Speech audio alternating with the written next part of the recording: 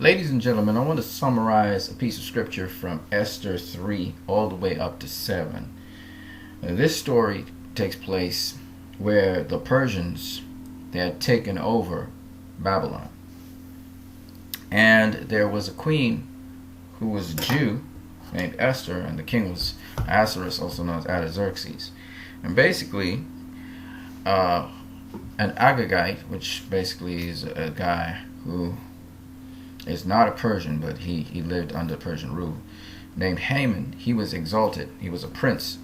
He was responsible for certain provinces, and he was exalted to a higher level. He was basically the king's right-hand man. But there was another guy who he was one of the king's subjects. He was what we call a gatekeeper. He was like an ombudsman.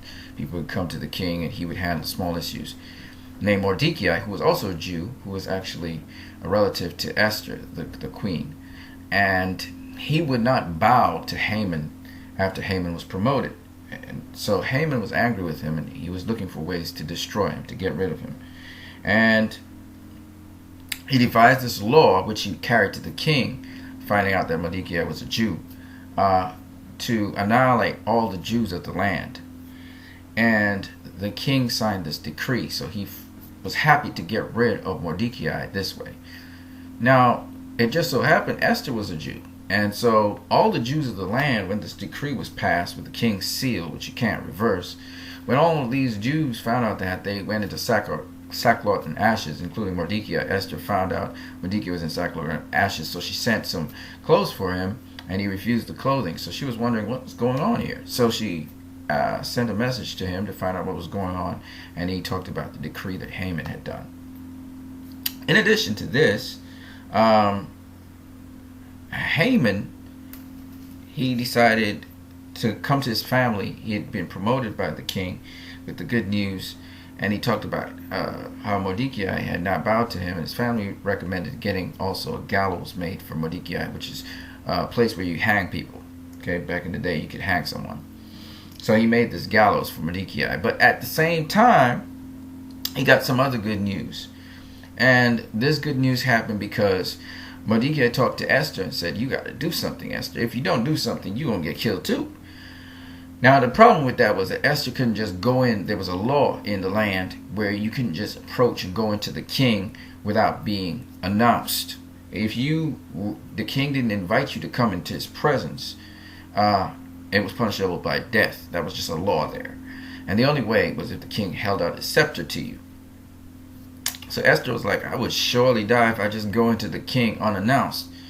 So what she did was she said, I'm going to pray, and you guys pray with me, and we're going to fast and stuff, and we're going to see what the Lord will do about this, because it's a serious matter. So they did that. And she said, if I perish, I perish.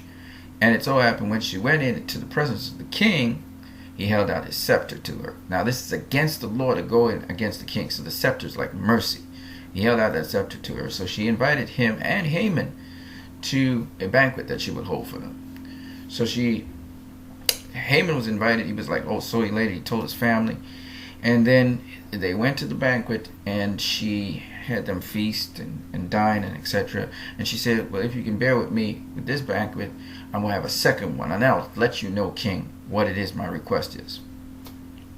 So they had a second banquet. But before that second banquet, the king, he basically had this dream, right?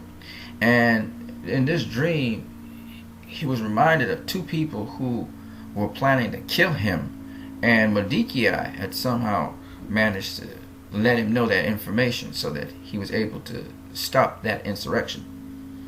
And as a result of that, he woke up the next day, called Haman, which was his right-hand man, and he said to Haman, Haman, what should I do for someone who I delight in and I really need to repay? Haman thought it was himself, so he started talking about, getting the king's horse, getting the king's garments, and having somebody go in front of this person, proclaiming throughout the whole land, this is the person that the king delights in. So he said, all right, great. So he said, look, I want you to do that to Mordecai, and you go running in front, because you're an important person. You're my right-hand man. You go in front of him saying that. So Haman was totally embarrassed by that. And after he was, he felt ashamed of having to do this for his enemy, he went and told his family, and they said, "This is like an omen, man. This looks like you're gonna perish before Mordecai." That's what it looked like. His wise men and his wife and his family were saying that.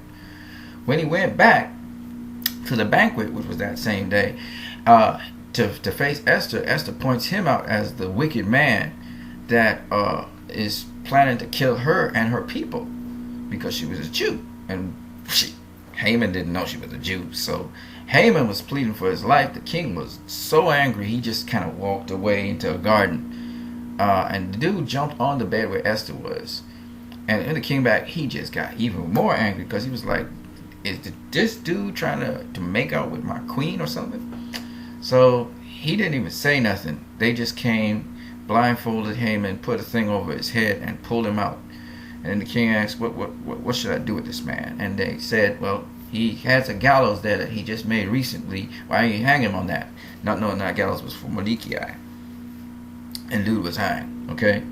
So that's Esther 3-7. Now, the moral of the story is when you hate someone and you do evil to somebody, or you think you're doing evil to them, you're really doing it to yourself.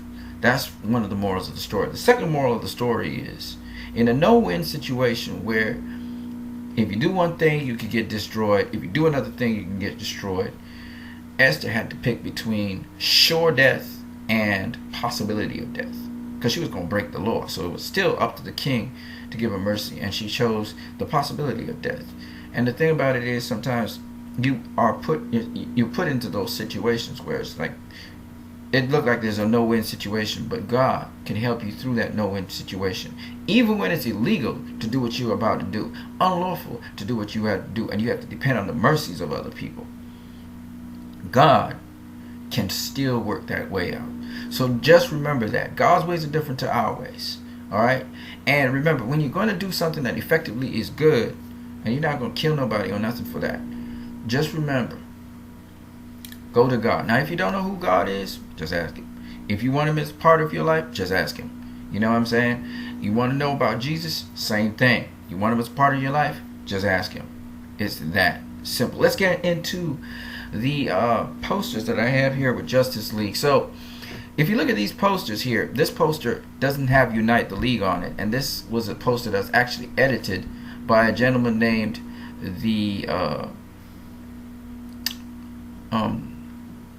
was it the Crazy Pander? Something like that. I can't remember. But I'll try and leave his link in the description below so you guys can go check him out. I actually saw this link to this guy via Dave the Film Junkie. So shout out to Dave the Film Junkie. And it's a beautiful photograph. There you see the sun rising there, the dawn of justice right there. But you'll notice that all of the members of the Justice League, as we already know, they're staring off at something. Something has them all staring at. Now, it could be Green Lantern, it could be Darkseid's forces, it could be Superman, it could be somebody else. Or it could be somebody or something else. I don't know what it is, but they're all staring at something. I remember there was also another poster where Batman, Wonder Woman, and I believe it was the Flash was staring at something as well. So, this is probably either the opposition they're going up against. It could be Superman rising from the dead. It could be all kinds of things. But I like it. I like it. It's awesome. And this photograph is just so awesome. It's got a little bit more room, as Dave the Film Junkie would say. So you can always go check out Dave the Film Junkie more about this photograph, which is really awesome. Right. Now, that poster is basically a legit poster, right? Then you have this poster. This poster came out. This is one of the earliest posters of the Justice League. Pretty awesome detailing and everything. There's Wonder Woman, there's Cyborg, there's Superman. So we knew Superman was going to be in the Justice League. There's the Flash, and there's Aquaman. But there's still a member of the Justice League that's missing. Remember, it's Unite the Seven, right? So there's still a member of the Justice League missing here. All right. Now, why I show you this poster is because up popped a pretty recent poster. And this poster looks pretty good. I mean, you see the Justice League members advancing towards something here. Cyborg's not advancing, and Superman's not advancing. Superman's kind of standing side on. But this Superman reminds me a lot of this Superman right here. In fact, he looks almost identical. Let's look at this Superman here. See, there he is. Look at his posture. Look at his cape and everything, right? Pay attention to that. And here's this Superman. And if you look at him, he seems to be in the same posture, cape and everything. But the resolution of all these characters is not that great, right? Now, the point I'm making is this. That this, as it turns out, when you go check out Movie Pilot, it turns out that this picture that you see here is actually a fake. It's a fake photo. They got some, probably pulled all of these characters from different aspects of their stuff, footage that they had before.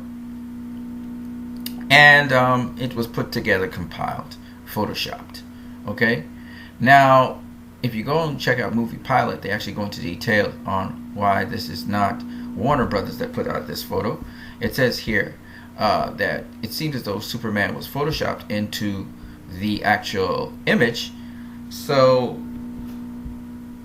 it seems as though he was photoshopped from this photo here, all right, which is much better resolution, into this photo here.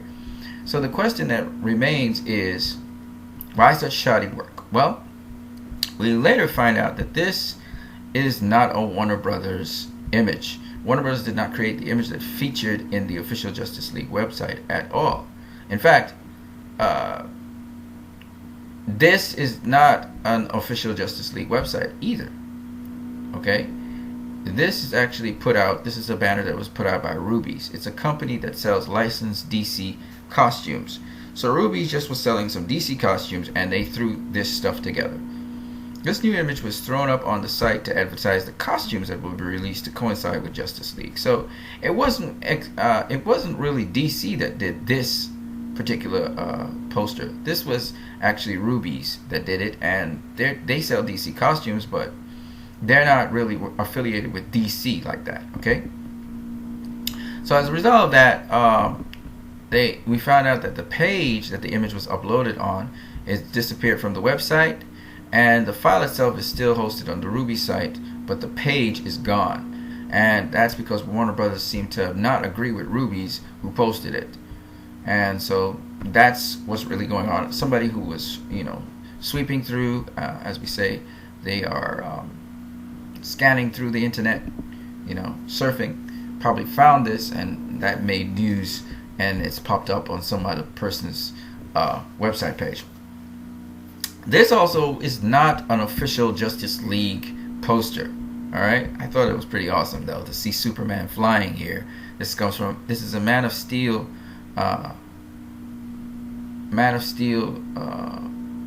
image. Okay, this comes from Man of Steel, and this is Wonder Woman here, and she's really coming menacingly towards the enemy. Kind of twisted the photo so that people would really see it. It's really awesome. Superman and Wonder Woman here, and you see the explosions in the background. You're seeing this, what looks like a complex that comes from, I wouldn't be surprised if it comes from Star Wars. But his mixing of imagery, the sunlight and everything is really awesome. And again, this comes from, it comes from Messy Panda. That's the guy's name. Messy Pandas. Not Crazy Pandas. Messy Pandas. So I thought I would share this with you guys. So the real and the imaginary. Let's put it that way. This is not real. This is a compilation poster by another guy. This photo here is not real. This actually comes from Rubies, who sells products for, sells DC. They sell DC costumes, so this was their little ad to put out for DC costumes. This has nothing to do with Warner Brothers. And this one has a lot to do with Warner Brothers. This is their ad that they put out. And you can see the resolution is just totally different. When Warner Brothers puts out a product, it's going to have really great resolution, right? So that's another thing that should tell you something. And here is, again, Warner Brothers did this, but this was photoshopped by Messy Pandas. Messy Pandas photoshopped out Unite the League, which is pretty awesome how he did that. And again, this photo is so awesome. And again, the resolution is quite good. Okay, so you can tell when Warner Brothers does something and when it's a fake. Okay? So I just thought I would share that with you guys for the most recent photograph. I hope you guys have a great day. And remember, whatever you do, for others, you're actually doing to yourself. And if you know about God and you believe in God, then you would do things unto God, which involves all the people in the world. You would think of all the people as precious because God has his life force in each and every living thing. So on that note, I hope you guys have a great one. Have a great day. To donate,